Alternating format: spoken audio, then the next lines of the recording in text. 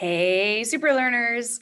Today we are going to finish up our story that we started about the magic school bus going Batty. Be ready to listen for some more interesting facts about the bats. So I hope you're ready to listen. We're going to pick up right where we left off yesterday. This was the part where Ralphie is absolutely convinced that Miss Frizzle is a vampire. But we all know that vampires are not real. And that's what Keisha is trying to convince him. Keisha's like, come on, Ralphie. You've been reading too many fictional comic books. So that's where we stopped yesterday. Let's continue on our magic school bus field trip. Ralphie raced across the moonlit courtyard to the magic school bus. Ralphie, what are you trying to do? Wanda cried out. Get us out of here, Ralphie called from the driver's window. That seemed like a good plan. We followed Ralphie onto the bus. There was, however, one slight problem with Ralphie's plan. Ralphie didn't know how to drive.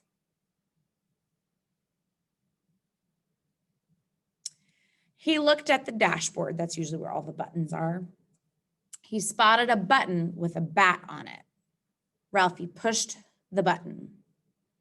The bus spun around wildly. Prediction time. What do you think is going to happen? Let's make a good guess. He pushed the bat button, and the bus now is spinning around super crazy. What do you think is going to happen? Let's see. The magic school bus sprouted black wings.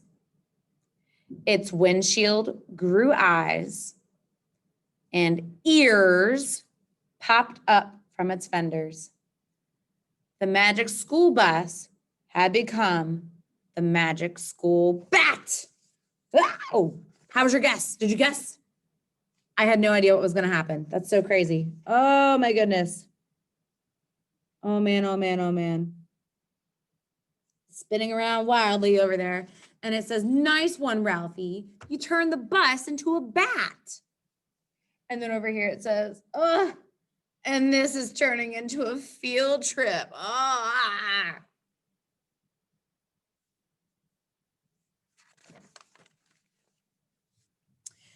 It was dark outside. We couldn't see a thing. What if we crash into something? Arnold asked. Uh-oh, big trees at 12 o'clock, Wanda called out. We didn't need to worry. The bus flew easily between the trees. Awesome! How does the bus keep from running into stuff? Carlos asked. It's a bat. That's how, Keisha answered. It knows how to get around in the dark. I think it has something to do with that pinging sound. And Arnold up here is saying, oh, I knew I should have stayed home tonight.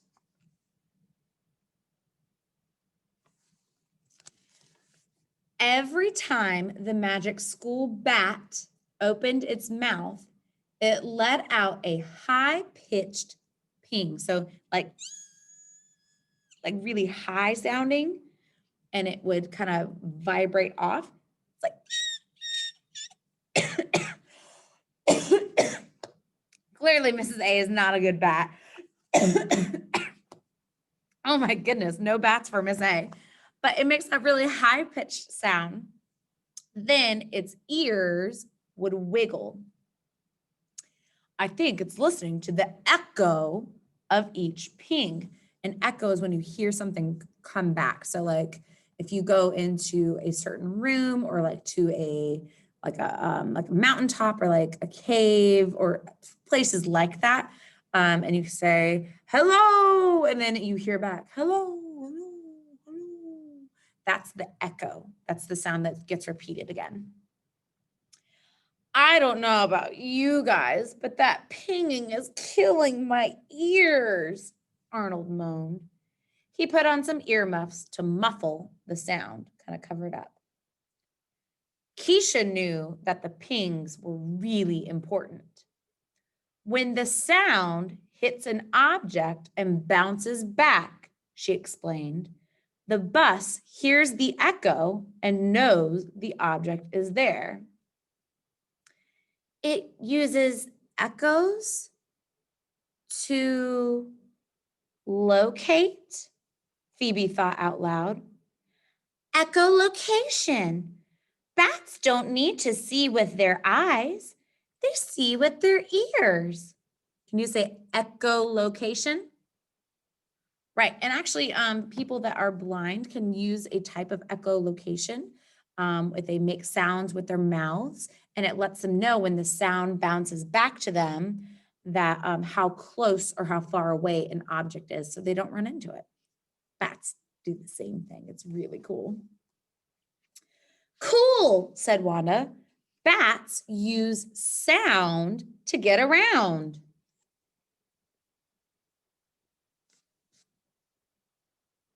So here, sometimes illustrators are really smart, and because we know we can't really see a sound being made, but illustrators help us out. So here's the bus making that high-pitched pinging sound. An illustrator is letting us know that's what these lines are. This is the sound coming out. Now in real life, we can't really see that sound all the time or like ever. So that's when we get to see it in illustrators, when illustrators do that for us.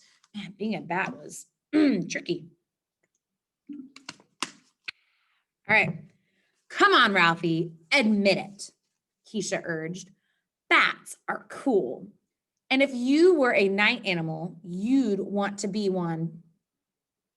I would not, Ralphie answered quickly. Then he thought about it. A bat could fly back to the castle in the dark, find a way inside, and save his parents from Count Frizula.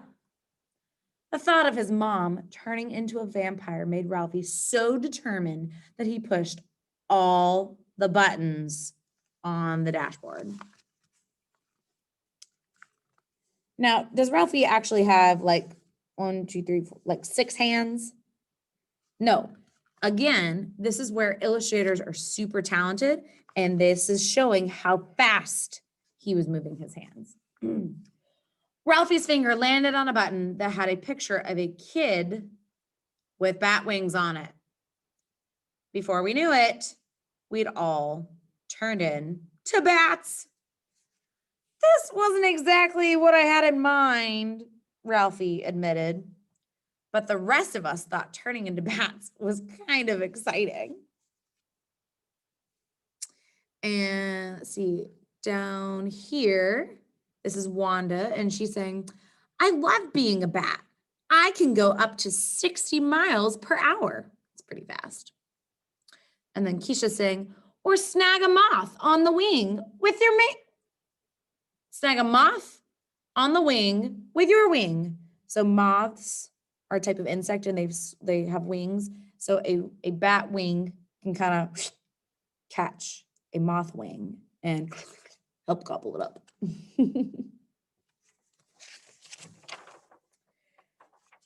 Arnold didn't seem to be having any fun.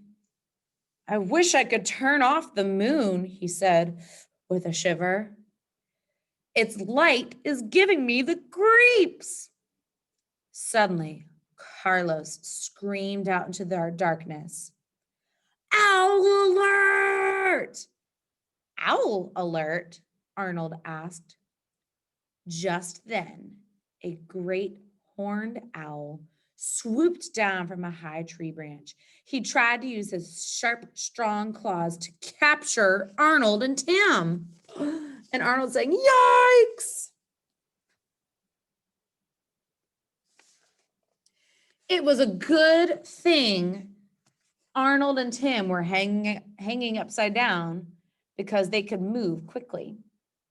They flew out of the owl's way, leaving the big bird with nothing to grab but air. Then they headed to a nearby tree where the rest of us were hanging around. That's why we bats avoid light. Our enemies can see us in it, Keisha explained to Arnold and Tim. What if Ralphie's right and the Frizz is a vampire? I'm trying not to think about that. So, bats, what do? Hang upside down. But that helps them because they can move quickly. At last, the moment I've been waiting for has come, we heard Miss Frizzle say. Prepare yourselves. Who would like to be my first victim?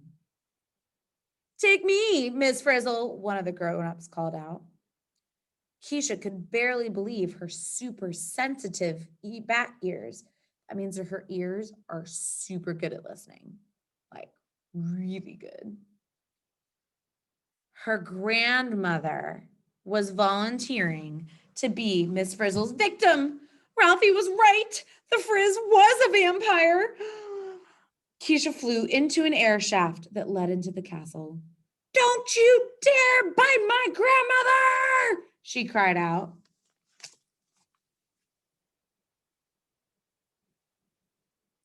We couldn't let Keisha battle Count Frizzula alone. We followed her down the shaft and used echolocation to fly safely through the castle. In the distance, we could hear the grown-ups' voices. I can't believe I let you do this to me, Keisha's grandmother said. My neck will be sore for a week, Ralphie's mother added. Oh, maybe we should have stayed home tonight, Arnold's mother groaned. Will the kids suffer the same fate we did? Phoebe's father asked. The Frizz laughed. Of course. They're mine too, aren't they? Oh man, what will we do? What do we do? What do we do? We can't let the Frizz get away with this.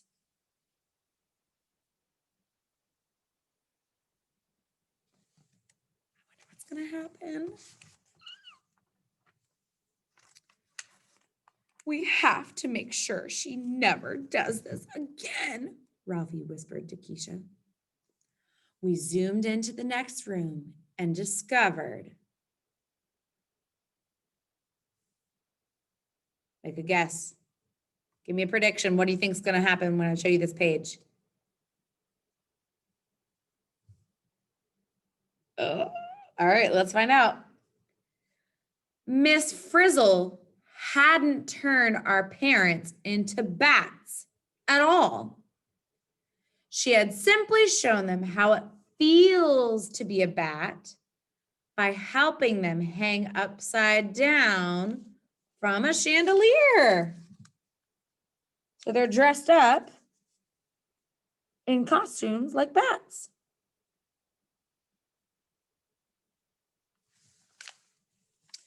Miss Frizzle, as my Keisha always says, your field trips are simply magical. Is it just me, or do those bats look like our kids? She doesn't know the half of it. We had to leave before Miss Frizzle spotted us. We swooped past the chandelier and didn't stop flying until we were safely outside. Ralphie looked embarrassed. I'm sorry, he said. I was really wrong about the Frizz.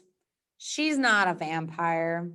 She's just a really good teacher who gets wrapped up in her work. Then Ralphie did something amazing. He admitted he was wrong about bats too.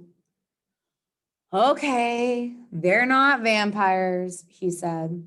They're nocturnal animals that use echolocation to fly at night. They come out at night to feed on insects, not human blood. Ralphie turned to Keisha. Happy now? He asked her.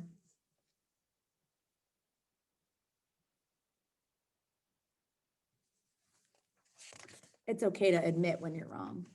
Excuse me.